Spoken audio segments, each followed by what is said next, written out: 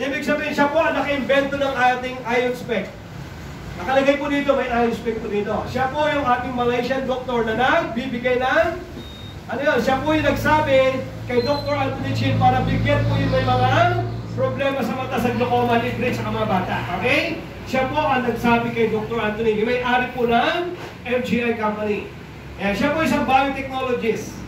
Ayan, si Dr. Sun Lee po. At ito po yung mga hawak ng mga posisyon sa Malaysia at sa Hong Kong. Ayan. Yung 500 grado ang pataas ang mata niya, ang tawag dyan, myopia. Myopia. Yan po yung problema sa mata ng pataas ang grado. Okay.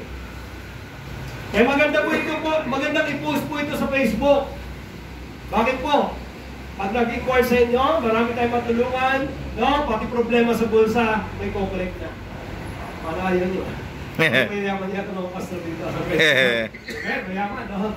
Okay, ito po yung pandit. Siya po ang nagbibigay po ng libreng salamin. 1 million pieces sa glaucoma, 1 million pieces sa mga bata, sa mga 500 grado. Okay mo ba yun? Yes. Yan. Okay, ako naman po ay dating empleyado ng Embassy ng Brunei sa Ayala, Makati. 18 years ako nag-i-stamp ng visa. Mga ambasador yung nasa gitna, mga Islam yan, mga diplomat yan. Every 3 years lang sila sa Pilipinas, nasa din sa ibang bansa. Ayan po yun, yung flag ng Brunei, nandun sa dip-dip ko, tsaka nasa ID ko. May dating yung suot ko lagi. Problema, walang datong.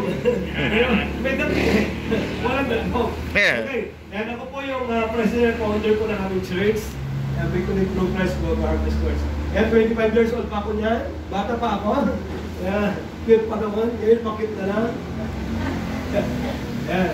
Okay. Yan, Facebook account ko po. Ano, pwede niyo po tingnan po yan. Yung naka-green ko ako. Pero hindi na ganyan kulay. Pwede natin ako, sir. Ako yung Michael. Upgrade ko po yata kayo. Oo. Michael, ano po? Sagot. Ay, kayo pa rin, Pastor. Grabe. Kita tayo, Pastor, Praise the Lord, May busy pa kayo?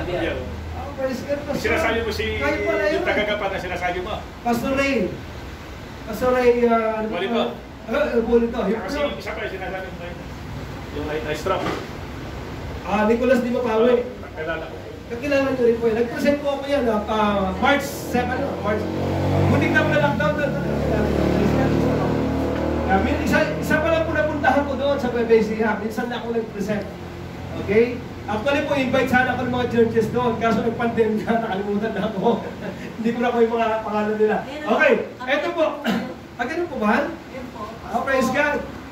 And ito po, kasi baka mamay iba yun kasi iba, na-hack yung tatlo ko. Gusto tayo i-hack na mga demonyo.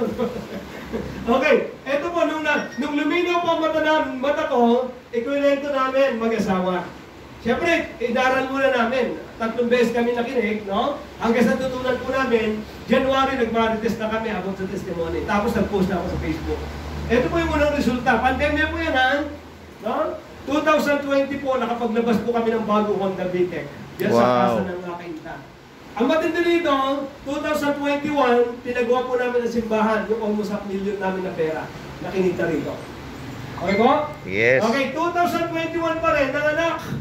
1.7 million halaga ng montero namin. Mag-asawa. Okay po? Yes. Grabe pandemya, pero pinagpala ng Diyos. Magkasunod na taong tatlo. Okay, sumunod po, ito naman mga kinita ko na sa isang negosyo yan. Nagagamit si Church, lagyan mo church service. Tsaka ito, yan, mga pinasusundo yan. Tsaka ito, kaya kita niyo po yung nandun sa lagas yan. Every Sunday yan, pinasusundo, hatid sundo free. Tapos, alam ni Pastor yan, libre pagkain yan, umabot sa 100 tao, pinapakain namin every Sunday, libre lahat. Glory to God. Praise God. Kaya, hindi ko alam kung bakit masipag sila magsimba, baka yung libre pagkain. Hallelujah. Okay. Yan, nakatira po sa church yung dalawa na yan. Bakit po nakatira? Kasi kami, dyan rin kami nakatira. Kami po ang nagpagawa ng church. Dati po, nung si Pastor po ay nangaral sa amin, ganyan pa po dati, kalahati pa lang ang bubong. Anong propeta? Tapos po, ibig sabihin po niyan, yung sinagot yung deklarasyon natin. Praise the Lord, Pastor. Salamat po. So yung stage namin dati nasa gilid ng highway. Kaya ingay. Pero ngayon po, glory to God. Amen. Dahil na po siya, pinaganda na ni Lord. Amen. Dahil sa almost 5 million namin. Grabe.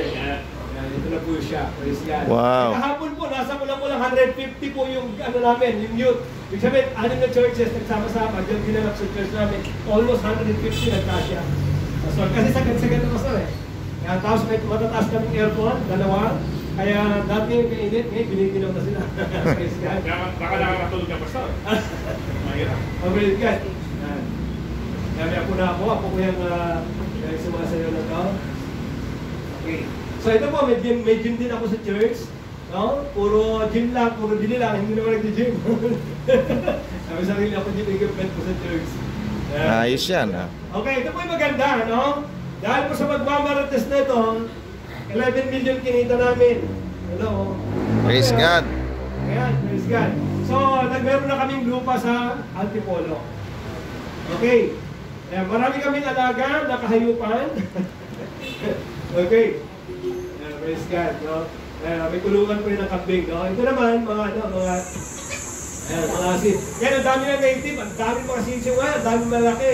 Kaya pag nagpunta kayo doon, kakatayan po kayo ng mga native. Dapat pala, Pastor. Yung pray for Jesus minsan sa Antipolo. Pwede mo, Pastor. Tapos magtatay ka ng native na manok. Opo, every month nasa prayer mountain kami. Halos every week nandun po ako sa farm. Kasi sa baba ng farm, meron akong malaking itinatayong simbahan doon sa baba ng farm. Magkano magkabili na sa amin? Yeah. So dito ko po, no, may tinatayo akong bagong simbahan ngayon sa Antipolo. No, apat na ganito yata laki. Glory to God, Pastor. Sige, Pastor. Schedule lang siya doon. Ano lang tayo, fellowship lang. Opo, Para opo, makasahin kami ng native na manok. Opo, hindi lang, Pastor. Mag-uwi kayo ng mga buwig. Ayun, ang mas kapag. Iyo. More than 600 po na puno ang tanim na namin. Mula 15, dumami, nanganak ng anak. Eh pag dumadami sila, nilipat-lipat ko. Parang tayo, Pastor, planting church, di ba? Pag nilipat ko isa, dumadami. Yan din po, alam mo yung prayer ko ngayon, kasi wala na kami pinapakain. Dahil negosyante na yung dalawang anak namin, so leader tsaka drummer po. Ibig sabihin, may mga negosyo sila. Ang pinapakain na lang namin, sarili namin, tsaka yung mga manok. Ibig sabihin, kaya sa tulong ng Lord, kaya-kaya na namin makapag-planting church. Ang kailangan nila maraming workers. Ganun po. Amen. Kasi hindi, totoo po, alam natin yan, hindi mahirap mag-planting church kapag may pera. Tama ba? Yes. Hindi po mahirap. Kaya allowance ko po, yung allowance ko. Naghanap ako ng 7 souls para bigyan ko every Sunday. Ibig sabihin, alam mo, may nasa winning ako.